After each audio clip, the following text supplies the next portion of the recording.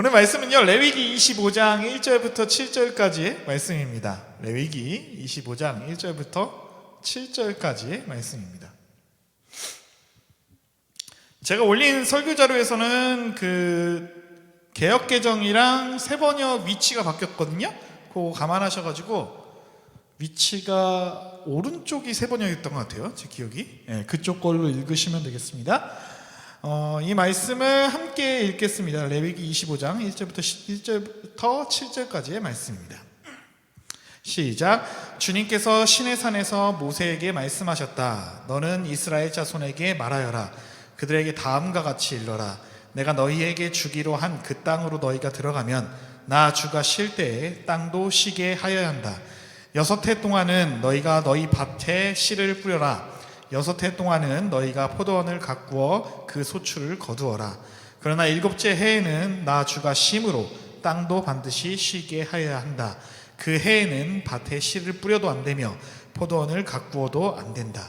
거둘 때에 떨어져 저절로 자란 것들은 거두지 말아야 하며 너희가 가꾸지 않은 포도나무에서 저절로 열린 포도도 따서는 안 된다. 이것이 땅의 안식년이다. 땅을 이렇게 쉬게 해야만 땅도 너희에게 먹거리를 내어줄 것이다. 너뿐만 아니라 남종과 여종과 품꾼과 너와 함께 사는 나그네에게도 먹거리를 줄 것이다. 또한 너의 가축도 너의 땅에서 사는 짐승까지도 땅에서 나는 모든 것을 먹이로 얻게 될 것이다. 아멘. 요새 간혹 가다가 기독교분들 저희 이웃교회 말고 일반적인 분들하고 업체에 나가거나 아니면 제가 어머니랑 얘기를 하다 보면은 뉴스를 이제 접하게 되잖아요. 뉴스를 접하게 되다 보면은 요새 이제 흉흉한 소식들이 많죠. 전쟁부터 시작해서 자연 환경에 대한 뉴스들이 굉장히 많이 나오곤 합니다. 그래서 그런 뉴스들이 나올 때마다 보통 이제 이야기 흐름이 이런 식으로 갑니다. 말세다. 주님 빨리 오셔야 된다. 이런 이제 얘기를 하시죠. 그 맥락의 포인트는 뭐냐면은 천국에 대한 소망을 품으시는 것이겠죠. 하늘나라에 대한 소망이겠죠. 근데 그 핵심이 조금 우리 이음교회에서 바라보는 하나님의 나라하고 좀 다르죠. 그게 포인트는 어디냐면은 이 땅은 더 이상 희망이 없다. 이 땅, 우리가 살고 있는 이 땅은 더 이상 희망이 없다. 주님이 이 땅에 다시 재림하셔서 다 쓸어버리고 우리는 천국으로 올라간다. 우리의 몸 혹은 영혼이 다른 장소로의 이동을 뜻하죠. 그 정도의 맥락을 가지고 있다고 볼 수 있죠. 그런데 우리가 이음교회에서 알게 된 그 하나님의 나라는 어떤가요? 우리가 배운 하나님의 나라는 하늘과 땅이 결코 분리되어 있지 않다는 것을 우리가 알 수 있었죠. 그러니까 우리는요, 하늘의 시민으로서 하늘을 바라보며 살아가고 있죠. 이거는 사실 기존 기독교 신자들이랑 우리랑 별반 차이는 없지만 그것이 그러니까 이 땅을 버리고 저쪽에 있는 그 하늘로 떠나기 위함이 아니라 이 땅에 우리가 살고 있는 이 땅에 하늘의 뜻을 이룬다라는 것이 아마 차이점이 아닐까 생각해 봅니다. 그래서 이 고백은요, 우리들이 하고 있는 이 고백은 사실 주기도문에도 등장하죠. 뭐라고 나와 있냐면은 뜻이 하늘에서 이룬 것 같이 이 땅에서도 이루어지게 하는 것. 그러니까 다시 말해서 하나님의 주대심이 이 땅 위에 이루어지게 하는 것이 바로 우리 신앙생활이라고 할 수 있을 것 같습니다. 파라오의 질서에 의해서 이 왜곡된 이 세상에 하나님께서 본래 창조하신 선한 모습대로 회복하는 것, 그것이 성경에서 말하는 구원이자 하나님의 나라인 것이죠. 자, 인류가 타락하기 전에 하나님께서 창조하신 그 에덴 동산에서 하나님과 사람과 모든 피조물은 서로 간에 온전한 관계를 맺고 있었습니다. 그러니까 이 샬롬이라는 것은 뭐냐? 그 상태로 돌아간다는 것입니다. 그 상태. 그러니까 성경은 그것을 가리켜서 샬롬이라고 가리키고 있고, 샬롬 곧 평화가 성경이 그리는 세상의 모델이라고 볼 수 있는 것이죠.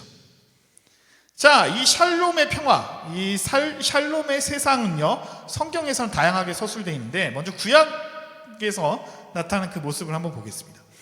자, 구약에서는 먼저 오경에서는 그 샬롬을 율법으로 서술을 하는데요.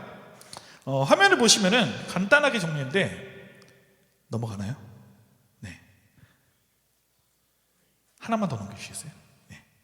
자, 오경은 우리가 아시는 분도 계시겠지만 모르시는 분도 계시기 때문에 창세기, 출애굽기, 레위기, 민수기, 신명기 이 5권을 모아놓은 책이죠.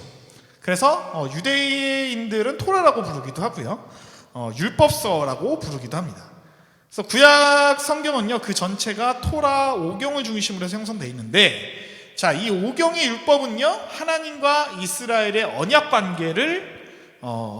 관계를 통해서 주어진 것이죠. 그래서 율법은 하나님의 백성으로서의 이스라엘이 어떤 나라가 되어야 할지, 또 어떤 세상을 만들어야 할지를 상세하게 서술하고 있습니다. 자, 하나님의 샬롬을 율법으로 구체화한 것이죠. 자, 그 다음에 구약 5경의 다음에 오는 것이 예언서이죠. 예언서. 자, 예언서 선포의 핵심은 뭘까요? 바로 회개하라는 것입니다. 회개라는 것은 뭘까요? 돌아가라. 어디로? 5경에서 말하고 있는 그 하나님과의 언약 관계로, 하나님이 창조하신 그 본래의 샬롬의 삶으로 돌아가라라는 것이죠.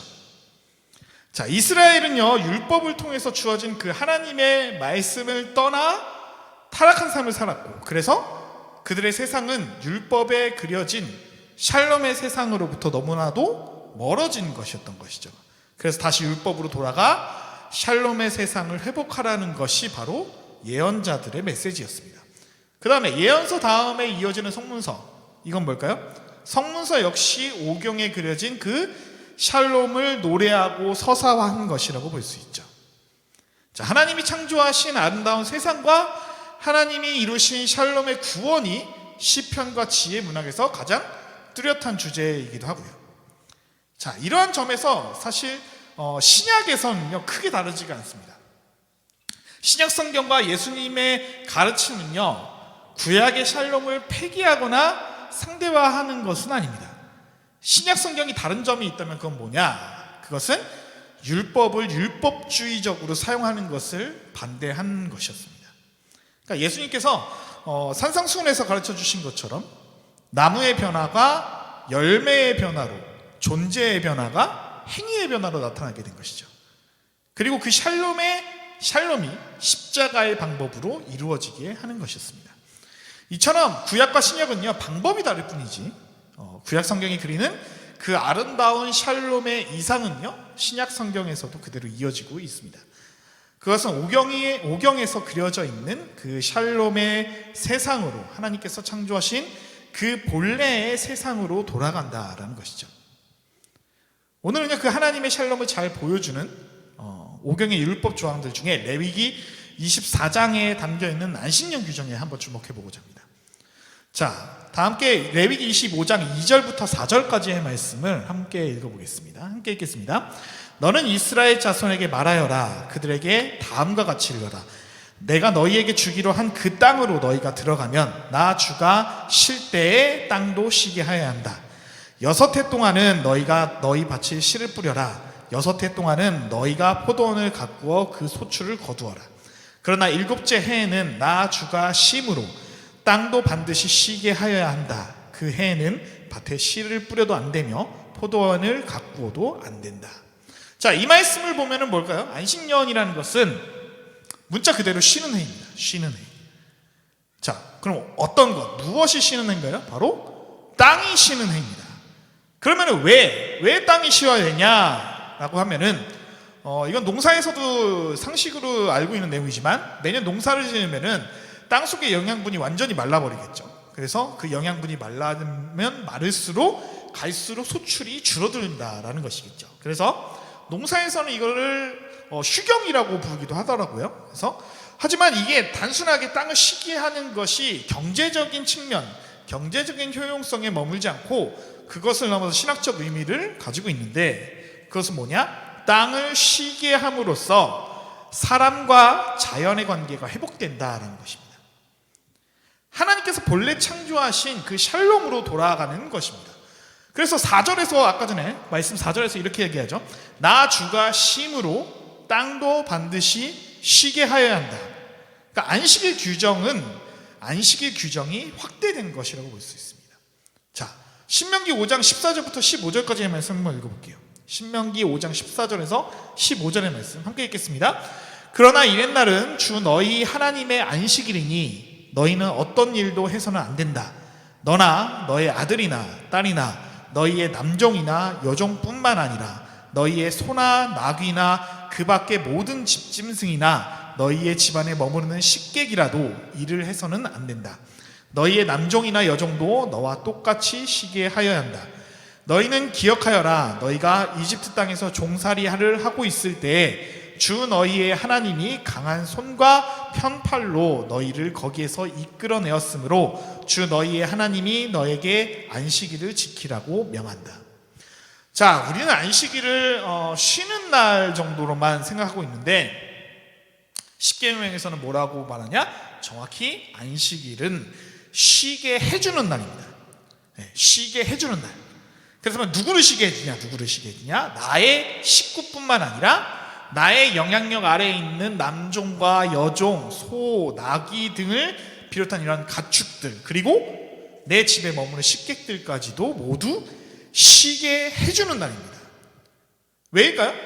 그들은 내가 쉬게 해주지 않으면 평생 일만 하다가 당연히 과로로 인해서 넘어지기 때문이죠.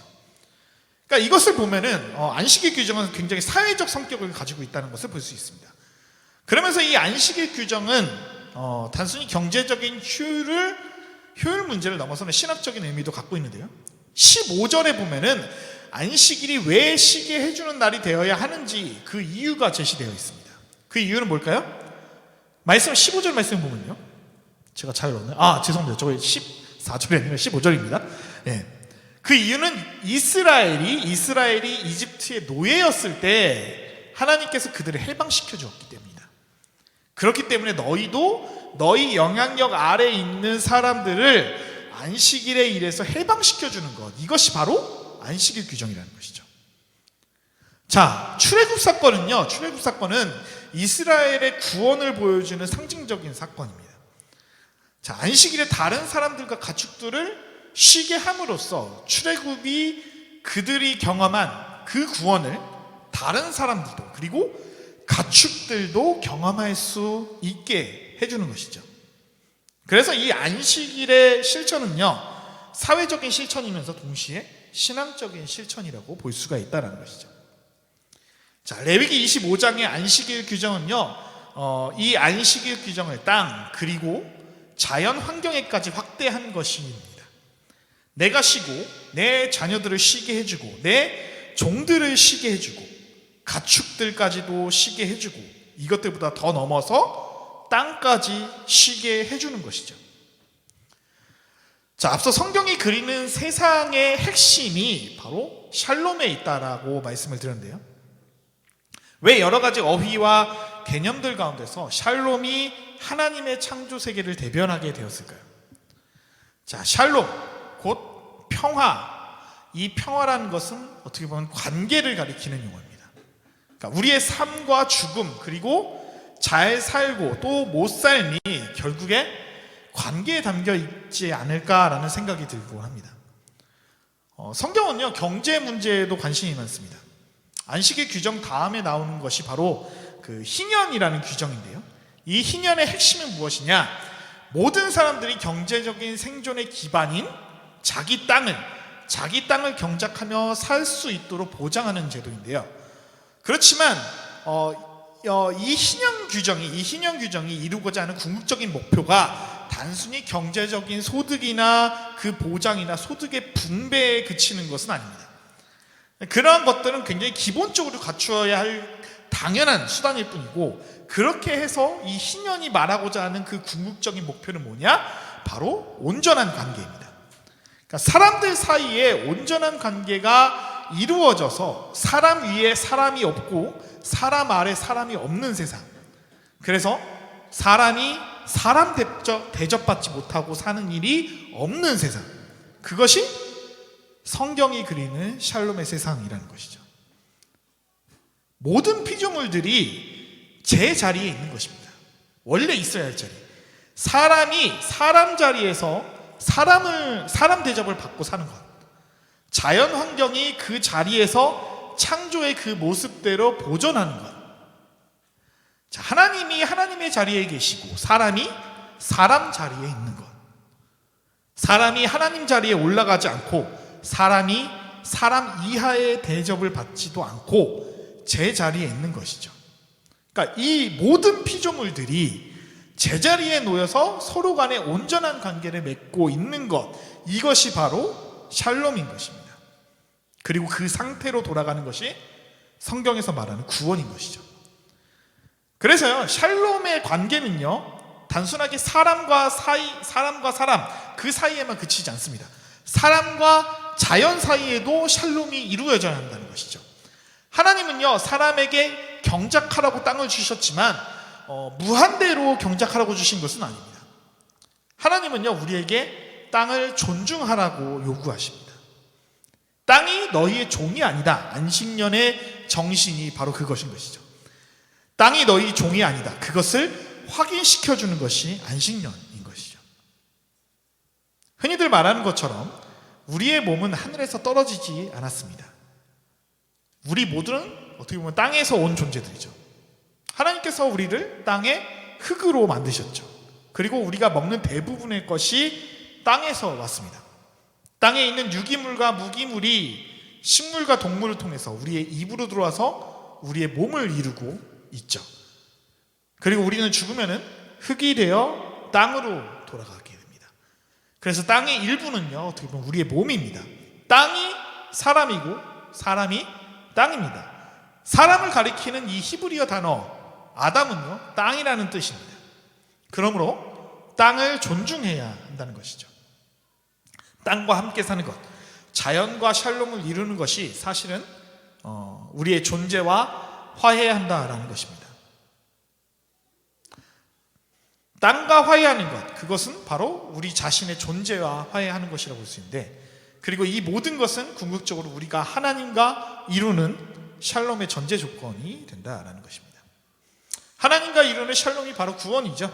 그러니까 다시 말하자면 이 모든 일들이 우리의 구원과 관계된다라는 것입니다.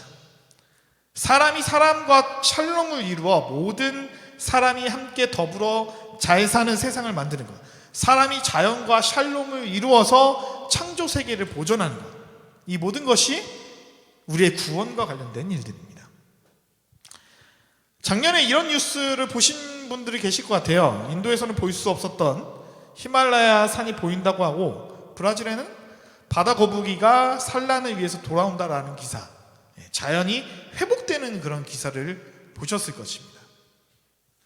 오랜만에 지구가 쉼을 얻게 되었고 자연이 제자리로 돌아가는 모습을 우리는 보았습니다. 사람이 자연에게 안식년을 주지 않으니까 땅이 스스로 코로나 안식년을 만들어 쉬고 있는 것 같은 느낌도 들었습니다. 학교에서 공부할 때 생태 신학이라든지 그런 내용을 들으면서 동의는 했는데 사실 몸이 움직일 정도로 마음이 움직이지는 않았습니다. 하지만 코로나를 겪고, 코로나가 이제 거의 끝나는 분위기죠. 거의 끝나는 분위기고, 기후위기의 문제가 이제 우리의 삶의 영역에 크게 영향을 미치게 된 이후에야 이 샬롬의 의미가 얼마나 중요한지를 깨닫게 되고 합니다. 이 말씀으로 우리가 다소 늦은 감이 있지 않나 생각은 되지만 땅과 화해하는 그런 계기가 되었으면 합니다. 하나님께서 우리 이음교회 교우들에게 지혜를 주셔서 땅과 함께, 그리고 이웃과 함께 살아가는 샬롬의 세상에 기여하시는 저와 여러분들에게 주님의 이름으로 소원합니다. 네. 우리에게 쉼을 주시는 하나님, 우리에게 주시는 참 안식을 누릴 뿐 아니라 우리의 영향을 받는 사람들에게, 그리고 자연세계에 쉼을 주는 사람들이 되게 하여 주옵소서. 코로나의 마지막을 지나가는 이 시간, 지난날의 잘못 가운데 우리의 눈을 열어 샬롬의 세상을 꿈꾸게 하시고 지혜를 주셔서 한 걸음씩 실천에 이르게 하여 주옵소서. 모든 사람이 회복되고 자연이 회복되며 샬롬이 회복되는 기회로 삼게 하여 주옵소서. 하나님께서 그 일을 위해 우리를 부르시오니 그 소명에 응답하는 신실한 지혜로운 하나님의 자녀가 되게 하여 주옵소서. 예수님의 이름으로 기도드립니다.